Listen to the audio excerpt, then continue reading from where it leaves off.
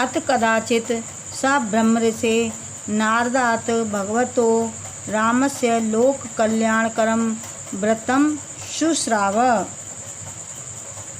अत माने इसके बाद कदाचित फिर कभी स ब्रह्मऋषि उन्होंने ब्रह्म ऋषि नारद से भगवान राम के लोक कल्याण करने वाले चरित्र को सुना।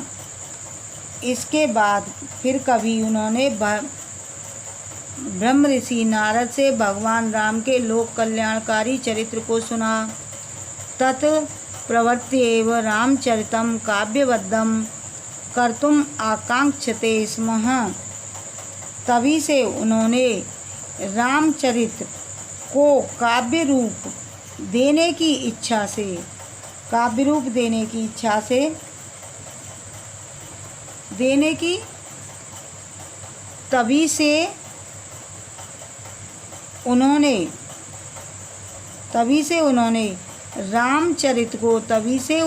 रामचरित को काव्य रूप देने की कर्तुम आकांक्षते स्म इच्छा की।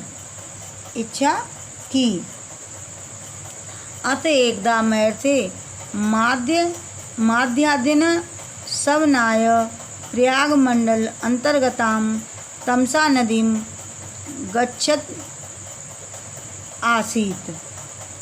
एक बार महर्षि दोपहर को स्नान करने के लिए प्रयाग मंडल के अंतर्गत बहने वाली तमसा नदी पर जा रहे थे। एक बार महर्षि दोपहर के समय प्रयाग मंडल के अंतर्गत बहने वाली तमसा नदी पर जा रहे थे। तत्र वनश्रियं निरीक्षमाणो महामुनि स्वच्छंद विचरन्तं क्रौंच मिथुनम एकम अपश्यत। वहाँ वन की शोभा को देखते हुए महामुनि ने स्वच्छंद विचरण करते हुए क्रौंच पक्षी के एक जोड़े को देखा। क्रौंच पक्षी के एक जोड़े को अपश्यत देखा। पश्यत एव तस्य कश्चित् पाप निश्चयो व्याग तस्मात् मिथुन आदेकम बाणेन विजधान। उनके देखते देखते किसी पापी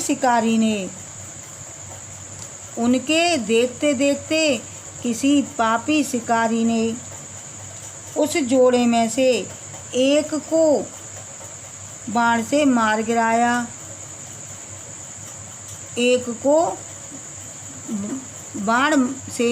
गिराया।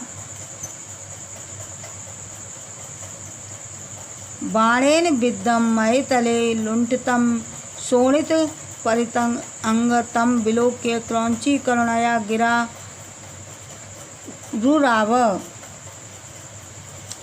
बाण से बिंधे भूमि पर पड़े हुए रक्त से लथपथ शरीर वाले कौंच को देखकर मादा कौंच करुणा से उठी। क्रौंचिया करुणारवं श्रावं मुनि हृदयालीन शोकानल परद्रुत करुण रस श्लोक छलाद हृदय देव निर्गतो अववत।